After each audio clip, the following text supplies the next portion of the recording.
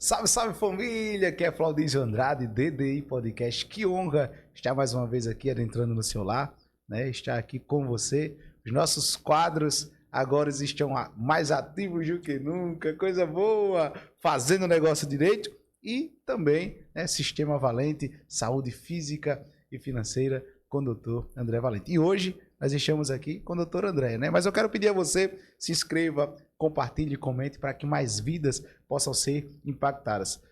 Todas as segundas-feiras, às 18 horas, nós temos aqui este quadro para passar para vocês quinzenalmente. E às 15 horas, os nossos episódios, né? Os nossos episódios aqui com os nossos convidados sobre os mais variados assuntos com as autoridades de fato, né? Hoje nós temos uma grande autoridade aqui, que é do quadro em especial, saúde física e financeira, mas antes eu quero pedir a você, acompanhe a gente lá no Spotify, né? Aqui no canal do YouTube, no Instagram, no TikTok. Eu tenho certeza que você vai amar esse episódio. Nós estaremos colocando aqui os QR Codes de acesso aos contatos, né, do Dr. André Valente, né, dessa organização, desse grupo Sistema Valente. Hoje eu estou aqui com ele, Dr. André Valente. Boa noite. Boa noite, meu amigo. Um prazer estar aqui, Claudísio. Que coisa boa, né? O pessoal agora já está familiarizado conosco e eu quero ouvir do senhor qual é o assunto que a gente vai tratar hoje nesse quadro saúde física e financeira Sistema Valente.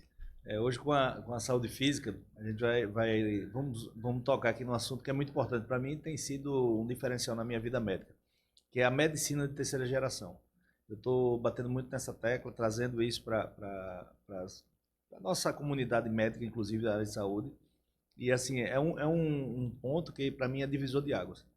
Então isso vai refletir muito na conduta médica em relação a pacientes e resultados. Quando o senhor fala sobre medicina de terceira geração, isso quer dizer o que e é sobre o que? Eu quero que o senhor já fale aí pra gente, quem está nos assistindo, né? Eu quero aqui falar algo que tem acontecido nas ruas, né? As pessoas têm nos encontrado e as pessoas, rapaz, que quadro bacana, doutor André, é uma referência, eu não sei de qual localidade você está nos assistindo, mas aqui no estado de Alagoas, em Arapiraca, em especial, né, onde as pessoas me encontram nas ruas, as pessoas têm elogiado muito o seu trabalho. Parabéns, doutor. Parabéns. Fala pra gente aí o que é essa medicina de terceira geração. Explica pra gente. Eu tenho 25 anos de medicina. Eu peguei a segunda geração da medicina e vamos primeiro historiar. A primeira geração ela vem desde os primórdios, antes até das faculdades. Então você tinha as pessoas, os homens das sociedades, que se identificavam mais com o tratamento de enfermidades, de doenças. Isso é antes de Cristo, então era uma época já bem longeva.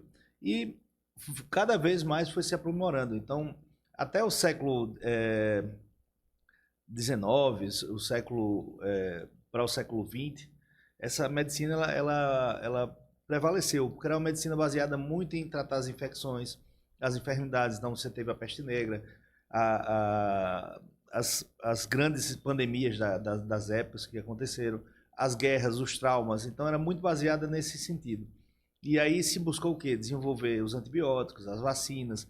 Começou-se a você tratar melhor o manuseio do paciente, a antisepsia. Então essa fase foi uma fase muito importante inicial. A partir do meados do século XX, já ali para 1940, 1950, houve uma progressão para você começar a pensar em tratar doenças crônicas. Então começou a se pensar na longevidade, como viver mais. Se você via no começo do século XX, você via pessoas, por exemplo, uma manchete de jornal: idoso encontrado morto aos 42 anos em sua casa. Imagina, idoso aos 42 anos morreu. Então isso aí era o começo do século XX, né? Então assim, se pensava que a idade idosa era bem menor. Hoje em dia, 60 anos, meu amigo, você está jovem, né? Hoje em dia é o garotão de 60 anos, a garotona de 60 anos. Então assim, essa fase, né, se focou muito nas doenças crônicas. Então, na hipertensão, na diabetes, no câncer, nas doenças neurodegenerativas. Só que o médico era um médico reativo. Ele reagir, como é o médico reativo? É o médico que espera o paciente chegar, doutor, eu estou sentindo isso. E aí, a partir daí, o médico reage e começa a tratar o paciente. Então, essa segunda geração ela foi muito focada nisso. Então, há uma expectativa do médico esperar o paciente. Alguns protocolos de prevenção para doenças como câncer de mama, próstata. Aí vem o teste, depois mais recente agora, os testes da orelhinha, do pezinho, né? E foram uma série de protocolos que foram feitos. Mas a maioria dos tratamentos era reativo. E aí você começou a ver, principalmente agora, após a pandemia, que a valorização da saúde, ela estourou de uma forma tal, graças a Deus, que as pessoas têm vontade de viver e viver mais. Então, como é que se pensava? A gente pensava na segunda geração em ter mais anos de vida. Na terceira geração, botar mais vida nos seus anos. Então, assim, colocar mais saúde, né? Um conceito bem mais amplo. E aí você tem uma nova forma de você tratar o paciente. Hoje você tem 4 grupos de grandes doenças crônicas, que ceifam as nossas vidas. Eu posso lhe fazer uma pergunta? Pode, fica à vontade. Quantos anos você quer viver? Até quantos anos você quer viver? Doutor André, se eu passar dos 50, para mim já tá bom. Tá bom, né? Então pronto, não precisa fazer nada mesmo. Chuta o pau da barraca. Não precisa prevenir fazendo. Eu quero viver até 100 anos! E aí, olha, para você chegar aos 100 anos, não é só chegar, bater o recorde de viver 100 anos. É você chegar lá saudável, andando, ser independente, com a saúde mental, você ter as suas faculdades mentais, né, toda a cognição boa, você ter condições de botar seu bisneto no colo, você ter condições de viajar e levar sua malinha de mão, botar lá na partezinha de cima do avião. Então, essa construção do Flaudísio de 100 anos, ela é feita agora. Ela é feita agora. Então, a gente tem que começar a plantar e começar a ver onde é que vai ceifar a sua vida para não chegar a 100 anos. Só tem 4 grandes grupos de doenças crônicas que ceifam hoje. Assim, basicamente, que a gente vai ter que mirar. A doença neurodegenerativa, a doença cardiovascular, as tumorações, os cânceres e a síndrome metabólica e diabetes tipo 2. Então você tem que focar nesses 4 grupos e você vai ter que fazer de tudo, tanto agora como no futuro, para que você não entre nesses 4 grupos. Então, por exemplo, eu recebi um paciente com uma infecção de garganta, com amidalite. Aí eu passei um antibiótico e um corticoide. Eu tenho que pensar na infecção aguda dele, tratar o processo agudo, até que é o problema imediato dele, mas eu vou ter que pensar sempre nesses 4 grupos. O que eu fiz agora que pode afetar e pode causar no futuro algum desses tipos de doença? Então, o médico hoje de terceira geração, ele pensa no tratamento atual e pensa em como evitar a contribuição para esses 4 grupos a longo prazo. A segunda geração simplesmente trata a amidalite, tchau. A terceira geração trata a amidalite, mas desinflama o corpo. Por exemplo, um corticoide, ele desinflama o tecido inflamado lá, a amígdala, a garganta, a faringe. Ele está demasiado, está hiperemiado. Você usa o corticoide, ele reduz aquele processo inflamatório. Mas aquela medicação, aquela droga, tem os efeitos colaterais dela. Vai mexer no metabolismo do açúcar, vai reter líquido, vai diminuir a deposição de cálcio no osso. Então isso vai começar a promover, vai começar a ter um somatório para esses 4 grandes grupos de doença. Então eu hoje já tenho que pensar em tudo isso aqui, e aí eu faço uma outra abordagem, que é até mais natural, para fazer o corpo funcionar e evitar esses efeitos colaterais, porque esse somatório vai ceifar os seus 100 anos, você não vai chegar lá. Então, a partir desse processo, com essa visão, outra coisa, você avaliar o paciente antes de qualquer patologia. A gente não pode nem deixar ele sonhar em pensar em ter a doença. Antes disso, então você vai ter que começar a mudar a sua abordagem. Por exemplo, eu sou ortopedista, eu sou otorrino, eu sou oftalmo, otorrino, ouvido, nariz e garganta. Eu não posso me ater só às doenças do ouvido, nariz e garganta. Eu vou ter que entender de hipertensão, de diabetes. Então, por exemplo, síndrome metabólica. Qual é o critério para síndrome metabólica, por exemplo? Muita gente não sabe nem o que é. É um conjunto de fatores que levam a essa síndrome. Então, qual é o critério? Você tem um paciente com a cintura abdominal, tem que ser abaixo de 102 para o homem e para a mulher abaixo de 88. Você tem um triglicerídeos abaixo de 150. Você tem um HDL maior do que 40. você ter uma glicemia normal abaixo de 100 e você ter a pressão arterial abaixo de 3/8.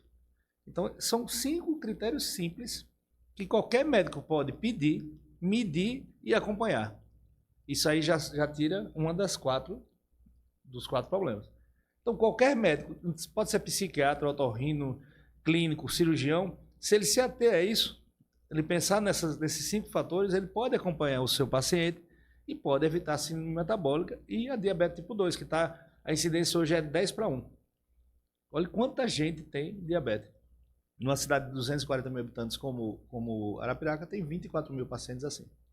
Então, tem gente até que nem sabe o que é. Acha que é glicose, deu um pouquinho aumentada. Isso é besteira, só um pouquinho. Esse pouquinho vai tirando de 100 para 90, para 80, para 70, e assim vai. Então, assim, essa abordagem, que a visão médica ela vai ter que ser mais ampliada. André, agora eu tenho que ser especialista em tudo? Não, claro que não. Você identificou uma patologia específica da cardiologia, da endocrinologia, claro que você encaminha para as especialidades. Mas você tem que ter essa visão macro de identificar e aí você encaminha. Agora, se você não enxergar, não adianta nada. Você não encaminha. Quais são os sintomas do diabetes tipo 2? Olha, o paciente diabético, a diabetes tipo 2 é adquirida, né? Ela vem muito pelo quê? O hábito alimentar. Então, é um paciente que ele geralmente aí tem um excesso de peso, né? Nem sempre, mas geralmente, porque ele começa a não metabolizar o açúcar da forma correta, existe a resistência à insulina, aí ele vai começar a ter alguns sintomas, como ele vai começar a ir mais no banheiro, a diurese aumenta, né?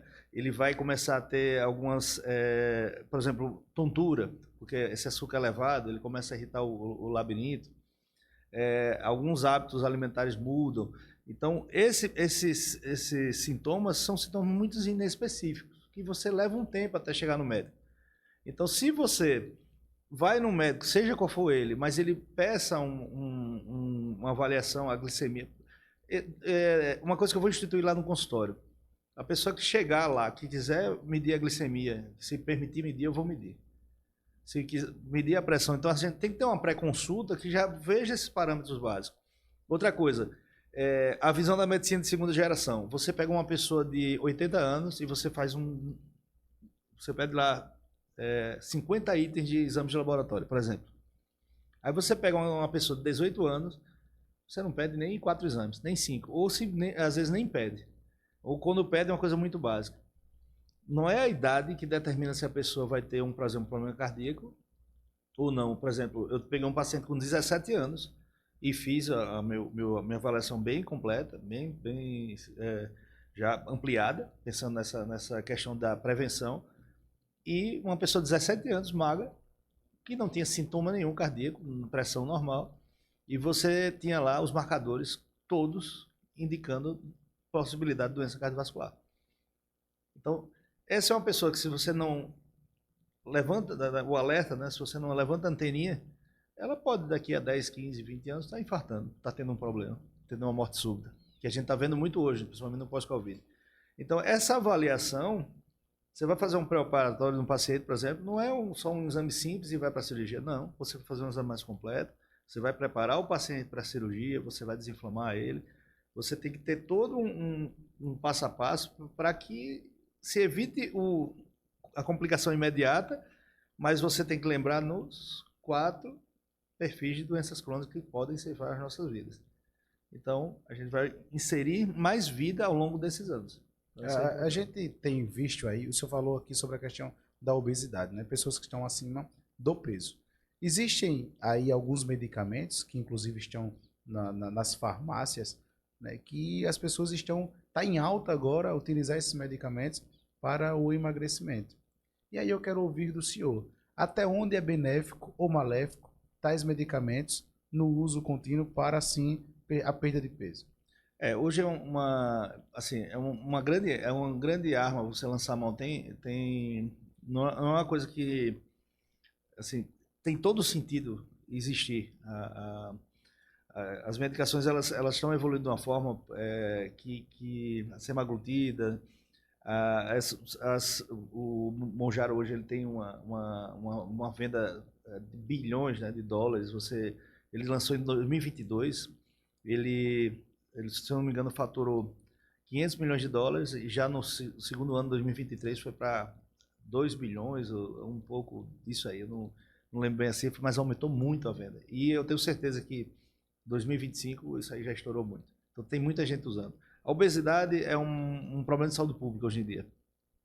Essas medicações elas têm ajudado. Agora o problema é que as pessoas estão usando de qualquer jeito, de qualquer forma, e muita gente, inclusive, sem prescrição médica e comprando no mercado negro. Eu já peguei pessoas no meu consultório falando, eu comprei isso aqui no mercado negro, tal, não sei. Como assim? E você vê o paciente, ele não tinha indicação nenhuma do uso e não teve nenhum efeito, pelo contrário. Começou a perder a condição nutricional dele, caiu as vitaminas, as minerais, os aminoácidos, começou a ter problemas de pele, queda de cabelo, insônia, todo desorganizado, porque estava usando tudo errado e achavam que aquilo ali é a facilidade. Nós estávamos conversando aqui antes que o brasileiro ele gosta muito do imediatismo, né? Hoje é o campeão mundial de joguinhos, né? Você vai lá e todo mundo acha que vai ficar rico ali jogando aquele joguinho lá de eletrônico e o cara nem entende, mas ele tem a esperança de ficar milionário ali, de ganhar o seu dinheiro ali. A mesma coisa, o cara está com obesidade mórbida e acha que é uma injeçãozinha ali que ele comprou e não vai fazer nada e ele vai perder todo o peso que precisa e acabou. Isso não existe. Então, assim, esse uso indiscriminado é que está acabando com a medicação. Já foi regulamentada, agora só sob prescrição médica, daqui a pouco vai ser algo a mais, porque eu tiro pelo meu condomínio lá, que eu moro em Maceió, eu acho que é o recorde de Alagoas de uso de Monjaro. Assim, impressionante. E o pessoal usa. É isso e também aí faz o uso de soros, né, soroterapia, e você não vê a melhora, nem perde. Eles até perdem um pouquinho de peso, depois volta, aquele efeito sanfona, aí você vê, começa a adoecer, começa a ter infecção de repetição e tal. Aí muitos me procuram, porque como cai para otorrino. Então, assim, quando bem indicado é ótimo, mas assim, você tem que ter um critério para isso. Outra coisa, você tem que trabalhar a cabeça do paciente. O médico de terceira geração, ele tem que entender de como é que funciona a mente, como é que funcionam os hábitos, como é que isso é desenvolvido no cérebro. A parte pensante, a mente do cérebro do homem equivale a 5%. 95% é o nosso automático, os hábitos. Então você pega uma pessoa obesa, que está acostumada a comer carboidrato, que não faz exercício, que tem maus hábitos, bebe, enfim, tem tudo para ser muito obeso e a história está bem contada ali. Você acha que numa consulta de 15, 20 minutos, você vai dizer, agora você vai fazer exercício todo dia, agora você vai deixar de comer isso, vai fazer isso, aí dá uma receita aqui, tal, e você acha que tudo aquilo ali vai funcionar só porque você disse? A maioria absoluta não funciona. Porque esse 5% pensante, ele vai brigar contra 95% do cérebro que foi formado antes dele nascer, né, pela genética dos pais e aquele hábito todinho que foi colocado, é uma programação, né, vamos dizer, tipo um computador, foi programado para isso. Então essa luta, eu sempre falo, Davi contra Golias. Você tem que fazer a pessoa pensar e você tem que fazer esse pensamento, ser persistente para vencer esses 95% e começar a quebrar esse hábito. Porque essa parte pensante, ela vai mexer numa parte que já se habituou. E você mudar isso aqui dói, isso aqui requer esforço. Né? Isso serve tanto para perda de peso, como para ganhar dinheiro, como para um relacionamento, como para você ter uma carreira bem sucedida. Então, não importa, é um mecanismo mesmo. Então, o médico tem que fazer a pessoa pensar e tem que começar ela cutucar aqui e mudar esse hábito, reprogramar os seus hábitos. Aí eu faço isso no meu consultório. No máximo, uma semana eu tenho que ver esse paciente de novo. Porque a sabotagem dos 95% aqui do cérebro para o 5%, o Golias, é muito forte. Meu amigo, o cara, segunda-feira começa. É só esse pãozinho, uma cervejinha não faz mal, entendeu? É só só aquilo e tal. Então, ou você tá junto com o paciente e tá ali, ó, acaba virando um mentor, sabe? E aí você tem que fazer ele entender que esse processo é um processo que vai doer, que vai trazer... você vai ficar com necessidades, com vontades, E aí você vai ter que aprender a repreender aquela vontade e seguir no trilho, entendeu? Isso é uma cumplicidade com o paciente, é um caminho. Então eu vejo o paciente hoje, semana que vem eu vejo de novo, dou o meu WhatsApp para ele, fale comigo, tire foto da comida, mande para mim. Quando tiver com vontade de não ir para academia, fale comigo que eu vou com você, a gente vai junto. E é assim a medicina de terceira geração. Ela está muito mais focada no paciente. Aquele médico que baixa a cabeça e está assim, entrega a receita aqui, não existe mais. Graças a Deus. Né? Se tiver, ele vai ser extinto, porque as pessoas não vão mais. O médico hoje tem que ter o contato com o paciente via WhatsApp, hoje é a tecnologia, mas acessível, plenamente acessível. Tá? E eu faço isso com todos os meus pacientes, têm meu WhatsApp, e eu não perco minha vida por causa disso. Eles sabem a hora de lidar e a gente sabe moldar isso. Não vou ficar de conversinha, qualquer coisa, claro, assim, mas assim, imagina, eu tenho 35 mil pacientes no meu consultório, então um volume grande. Até você me perguntou, né, da questão das cirurgias, depois a gente fala sobre isso. Vou falar aqui sobre a quantidade de cirurgias que o doutor André Valente já executou aí, né? Aí você pega lá, eu tenho 20 mil seguidores no Instagram. Claro que eles perguntam, claro, o que eu puder eu respondo. Mas assim, eu não perco minha vida, nem tô, vamos dizer assim, gastando tempo toda a minha vida fazendo isso. Não há necessidade, mas eu tenho que estar acessível na hora certa. Então, isso é uma questão de cumplicidade. Então, você vai moldando o paciente, vai até que ele muda essa condição. Então, o Davi vence o Golias. Quando ele vence o Golias, aí você tem que manter aquilo ali, né? Você vai ter que ter todo esse processo, esse acompanhamento. E assim, as consultas vão ser mais longas, você vai ver mais os pacientes, mas os resultados vão ser outros. E esse paciente vai viver muito mais tempo, você vai viver mais tempo, e a gente vai tratar muito mais sobre promover saúde do que tratar doença. Então essa medicina nova da terceira geração é promover a saúde do corpo. Não é esquecer doença, mas é focar na promoção da saúde. Isso aí é uma coisa que a gente não aprendeu muito. Se fala de doença, de protocolo, não sei o quê, mas promoção da saúde é 0,1% da fase ali do processo da formação médica.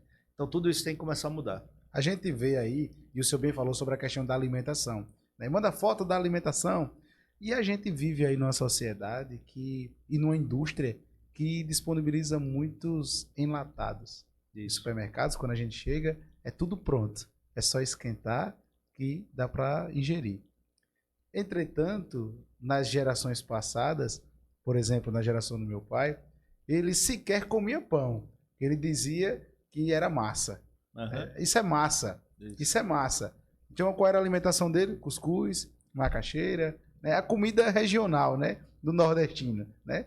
E hoje não. Hoje os enlatados estão aí. Isso. Eu queria que o senhor falasse pra gente até que ponto esses enlatados eles influenciam negativamente na longevidade, né? Questão de vida aí. Os ultraprocessados. Inclusive, eu queria até parabenizar o Dr. Vanderlei, deputado estadual, que criou a lei que impede a compra e o uso de ultraprocessados para a merenda escolar. Isso foi uma grande ação dele. Inclusive, saiu agora. Isso é bem recente. E, assim, isso é um grande avanço. Porque imagina você pegar a criança, já pequenininha, e você começar a inflamar o corpo dela. Você começar a usar substâncias que têm baixo poder de nutricional e um alto poder inflamatório. Né? E outra coisa, ultraprocessada ali, se você pega, vamos dizer, a salsicha que você tem ali, já é provado quanto você tem de impureza, né, de condições até insalubres, né, que você quando vai analisar. Houve uma época que uma grande indústria aí começou a usar celulose, né, papelão, para dar aquela consistência nos produtos. Então, assim, são coisas que assim, só vai de encontro do que a gente está falando. Né? Então, assim, esses conservantes, né, o nível de sódio como é muito alto, então tudo isso vai mexer negativamente. Se você pega ali lembra do quitute? Quitute, né, aquela latinha que você vai lá e roda. Sim. É gostoso, é gostoso. Aquilo ali é gordura, né, gordura saturada, aumenta os seus radicalismos, vão aumentar de uma forma assim, absurda, você vai inflamar seu intestino. Então, o teor de sódio é altíssimo, a retenção de líquido. Você tem um produto que é de difícil digestão. Aquilo ali tem que ser uma exceção da exceção. né? Então, assim, graças a Deus a gente está começando a ver produtos agora com baixo teor de sódio, já tem lá, né, o tagzinho, né, baixo teor de sódio, menos açúcar, sem adição de açúcar. Isso aí começou a aparecer aqui no Brasil. Eu me lembro que a primeira vez que eu fui nos Estados Unidos foi em 2009. E eu vi uma coisa lá interessante, que é o fat free, é o livre de gordura. Então você tinha um pão, por exemplo, pão de forma, e tinha um fat free. O fat free era igual, era o mesmo pão, só que aqui era tava livre de gordura, sem glúten. Então eles fazem igual, só que já sem algumas coisas. Então isso aí fazia começou a se fazer uma diferença. Aqui no Brasil ainda a gente não vê muito isso, começou a se ver agora, né? Vamos botar aí 15 anos depois, né? De 12, 15 anos para cá que começou. Então essa consciência a Europa já tem, né? Assim, então esse processo ele está sendo mais globalizado, vamos dizer assim, e o Brasil ele deve e está entrando numa nova fase. E os médicos têm que entrar nisso também. Então assim, houve a era da digitalização da saúde, dos médicos, né, das redes, tal, agora já passou. Quem não fez aí tá muito atrás. Agora tem que entrar nessa nova geração da promoção de saúde e saber lidar que o paciente que vai viver 100 anos, você pode beneficiar ele, pensando nesses 4 grupos de doenças crônicas, ou você pode ajudar a ceifar a vida deles, se você não pensar nisso. Doutor André, muita gente tem acompanhado, né? Doutor André é um ícone aqui na cidade, né? Nós estamos falando de Arapiraca, Alagoas, né? E as pessoas que já se consultaram com o senhor sabem disso que eu falo, né? A autoridade que o senhor é na medicina. E muita gente pergunta, porque lá na bio do senhor também tem, e o senhor falou aqui no último quadro sobre mais de 5.000 cirurgias, né? E o camarada me parou na rua e disse, eu quero saber como é que foram feitas essas 5.000 cirurgias. Aí eu, rapaz, eu não sei. Quem sabe é ele, que é médico. Eu queria que o senhor falasse pra gente como o senhor conseguiu e consegue fazer mais de 5.000 cirurgias e o tempo de duração, como é que funciona? Porque tem muita gente que não tem essa ciência, e aí o senhor explica pra gente, por favor. Foi uma após a outra, né? Foi uma construção. Na verdade, eu comecei em 99 a fazer cirurgia, assim, já formado, e são 25 anos, né? 26 anos agora. E se você dividir aí 5.000 por 25, vamos botar 25 anos, dá mais ou menos 16 por mês. Por exemplo, amanhã eu tenho 5 cirurgias. Então, amanhã eu vou fazer 5 cirurgias. Teve uma época que eu operava todos os dias. Então, no começo da carreira, a gente operava muito. Não tinha tantos otorrinos e cirurgiões menos ainda. Então, operava muito. Aqui em Arapiraca, eu cheguei a operar pelo SUS, na época, até 2012. Eu operei de 2009 a 2012, cirurgias do SUS. Era 50, 60 por mês. Digo uma coisa para você, não é difícil não é operar, que eu faço cirurgia rápida. Cirurgia de amígdala eu faço 10 minutos, 15. Então sai de uma, acordou, já vou para outra. Se tiver outra sala, você já vai na outra sala, é rápido. Uma cirurgia de nariz, septo, eu faço em meia hora. Uma mastoidectomia eu faço 1h30, mais ou menos. Então, assim, são cirurgias, eu consegui um padrão de rapidez, sem ter pressa. Assim, já pela habilidade de tanto fazer, você começa a fazer mais rápido, mas não é correndo.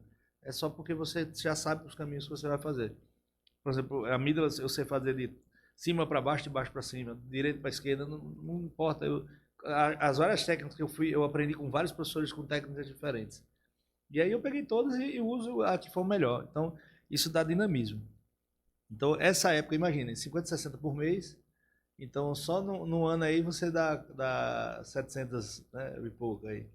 E ao longo dos 25 anos eu fiz isso. E em 2018, eu puxei um relatório, que no outro sistema que eu tinha, tem como puxar relatório só de cirurgia. E deu 750 páginas. Só que cada página tinha lá 3, 4, 5, 6, 7, 8 pacientes. E outra coisa, às vezes você pega um paciente só e faz vários procedimentos. Se eu for contar, eu estou falando pacientes. Mas se eu for contar, por exemplo, eu tenho cirurgia para tratar ronco. Você faz o desvio de septo, o corneto, tira a amígdala e faz a plástica da garganta. Então são vários procedimentos para uma pessoa só.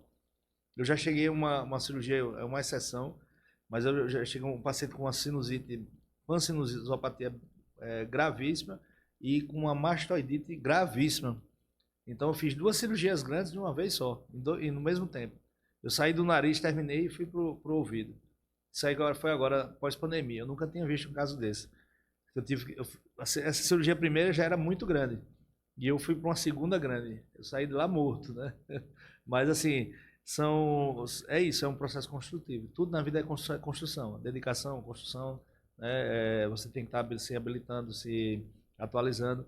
Aí saíram tem mais de 5 mil, agora eu não conto mais. Boa, boa. Tem muita gente que está nos assistindo, né? Principalmente alguns jovens. Qual o conselho que o senhor dá para essa geração sobre a sua saúde, né? Sobre como cuidar, sobre como se manter de fato e de verdade vivo? Isso, excelente pergunta. Olha, você primeiro se determine quanto tempo você quer de vida. Foi a pergunta que eu te fiz. Olha, o que é uma dica? A idade média máxima de vida é 120 anos. Se você perguntar para mim, eu falo, eu quero 120. Eu amo minha vida, eu amo... a gente tem que glorificar o que Deus nos deu, que é a vida, e você tem que valorizar isso. Então, escolha o tempo de vida que você quer ter. E você tem que pensar em todo ato que você fizer hoje, até o último dia da sua vida. Então, se você hoje aqui, por exemplo, tem as mulheres que fazem academia e pegam um excesso de peso assim absurdo, né? Você vê aquelas rodas de ferro grande e tal. Caramba, aquilo ali, a médio prazo, vai lesar a articulação, você vai ter o acetábulo, vai começar a danificar a sofrimento da cartilagem. Isso aí vai fazer com que a marcha, né, o andar dela no futuro não seja bom. Então isso é uma coisa que assim, você tem que pensar agora, para quando você tiver os 120 você está de pé. Você poder sentar e levantar numa cadeira. Então todo esse processo que você fizer hoje, por exemplo, uma pessoa convidou o jovem para provar algo que não é indicado do ponto de vista de saúde. Uma droga. A fumar, hoje tem os vapers, né? Então, os adolescentes usando muito. Então, assim, pense quando você tiver 120. Se você fumar hoje, você vai chegar em 120? Não. Então não fume. Né? Outra coisa, a gente é feito de 50% a 60% de água. Tome água. Tão simples. Se hidrate. Né? Quando for se alimentar, a alimentação antigamente era sagrada. Então você sentou para comer, larga o celular, bota o alimento na boca, solta o garfinho e vai mastigar, vai triturar, sinta o sabor do alimento. Isso aí vai te favorecer a digestão, a absorção de nutrientes e vai lhe dar um momento de paz, né, de tranquilidade. Então, a gente falou aqui dos ultraprocessados. Se você comer cachorro quente, hambúrguer, maionese, tá, todo dia, vai chegar em 120? Não. Pode comer uma hora ou outra? Pode, claro, eu como. Mas aí você não pode fazer isso do dia a dia.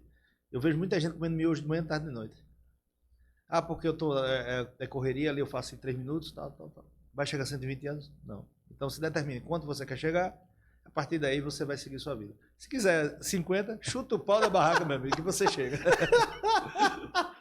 Se você é novo no canal, eu quero pedir para você se inscrever, compartilhar, comentar. Às segundas-feiras, todas as segundas-feiras, quinzenalmente, nós temos esse quadro aqui, né? Saúde física e financeira. E ninguém melhor para estar aqui conosco do que um expert em saúde, né? Que é o Dr. André Valente, grande cirurgião, grande médico.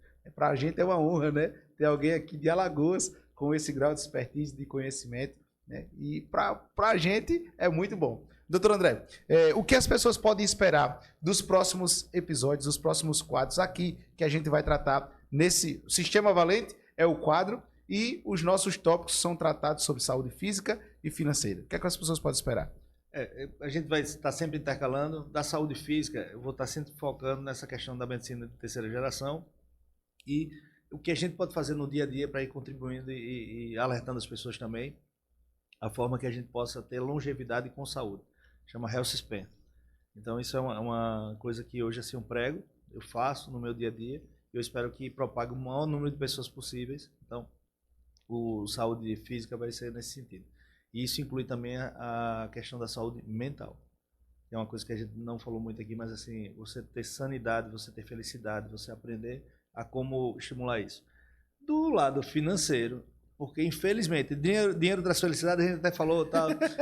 Se a falta dele traz muito transtorno. Então, tem alternativas inseridas na nova economia de como você, principalmente você profissional de saúde, eu sei o que você passa, quanto você trabalha, quanto você tem que estar especializado. Eu sei o que você vive no dia a dia e que você fez a sua profissão por amor e agora tá um inferno a vida, porque você tem que trabalhar todo dia, sair de um plantão para outro, para pagar as contas e você não vê a família. E você começa a virar um excluído da sua, né, da sua comunidade, porque se você só vive trabalhando. Então, é para essas pessoas que eu quero me dedicar, tá? Porque eu sei o que é o profissional de saúde. Trabalha muito, sua muito, se desgasta, não tem uma vida saudável, não faz o exercício direito, não come direito e está morrendo. E estão adoecendo. Os profissionais de saúde estão adoecendo. Então, assim, eu consegui um caminho onde eu faço hoje a medicina de uma forma que não me traz um transtorno de excesso. Né? Eu faço as consultas num nível, as cirurgias num nível hoje que eu consigo amar o que eu estou fazendo. Quando eu trabalhava de segunda a sábado, quando eu estava exausto dos plantões e você tinha que pagar conta e não sei o que, parece uma coisa que não tem fim, você começa a não gostar mais do que está fazendo. Aí você começa a ter a necessidade de fazer. Não faz, não, o amor acaba ali, né? Você só está na correria e tal, exausto, e no outro dia, e lá vem a segunda e tal. Então pronto. Hoje eu consegui um caminho onde eu consigo ter um tempo suficiente para mim, muito bom para viver, para ter qualidade, para viajar, para fazer as coisas que eu gosto. E eu tenho um tempo no meu consultório, eu sento hoje as minhas consultas, pode ter 15, 20, 30 minutos, uma hora e meia, não importa. Eu vou chegar no objetivo do meu paciente. Ele vai voltar na outra semana, na outra e na outra. E eu não vou estar super lotado para não poder fazer isso. Então, quem for na minha consulta sabe, quem vai na minha consulta sabe hoje. Eu me torno amigo dos pacientes, porque a gente conversa, eu escuto.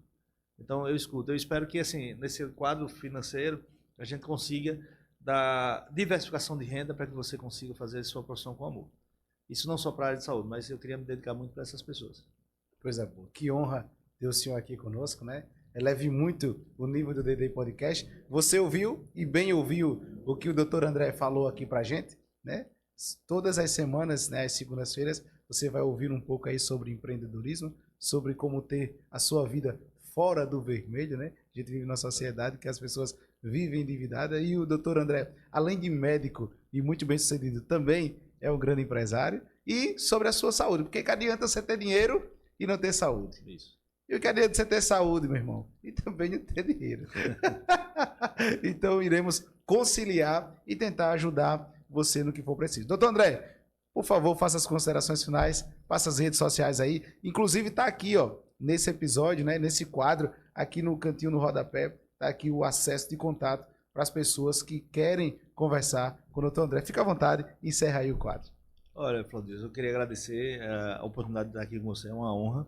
E espero que a gente contribua aí para as pessoas e que isso seja duplicável, multiplicável de uma forma que a gente contagie, faça esse contágio do bem, né? E isso a gente consiga trazer essas pessoas para começar a pensar e começar a ter atitudes diferentes e resultados diferentes. É isso que o nosso intuito aqui. Eu tenho um contato aqui, tem um QR Code do suporte. Isso, o QR Code tá aqui. Esse QR Code, ele vai ter um atendente virtual, Amanda, ela é um robozinho, saiba que é um robozinho, mas esse robozinho é vigiado por mim. Boa. Então, se você quiser marcar uma consulta comigo, Amanda, qual é o número do consultório que marca a consulta do doutor André? Ela vai validar. Se você quiser entrar no nosso grupo de saúde e longevidade, perto da Amanda, vai. E tem uma hora que você vai falar comigo, tá? Diretamente comigo. E eu uso ela só para fazer uma triagem, filtrar, porque senão vem uma demanda grande, e depois vai tudo para mim. Tá? Então eu só quero agradecer e dizer que no próximo episódio vem a saúde financeira e a gente vai dar um diagnóstico médico de, primeiro, qual é o seu objetivo, onde você quer chegar, onde você está hoje e quais são as possibilidades, os caminhos que a gente pode seguir. Coisa boa. Então, próximo episódio vamos falar de dinheiro. Coisa boa. Se inscreve, compartilha, comenta, segue aí nas redes sociais, Dr. André Valente, né? O QR Code está aqui, os contatos de acesso, você vai falar com a Amanda. Vai falar com a Amanda e segue aí e se inscreve no nosso canal, né? No YouTube, aqui no nosso canal, no Spotify, Instagram. Bom, muito obrigado a você que aguardou, né? Que assistiu, que esteve conosco até aqui. Eu te peço, compartilhe esse episódio, se foi importante para a sua vida, para que outras vidas também sejam impactadas. Muito obrigado. O Papai do Céu continue te abençoando. E é isso. Por hoje, valeu!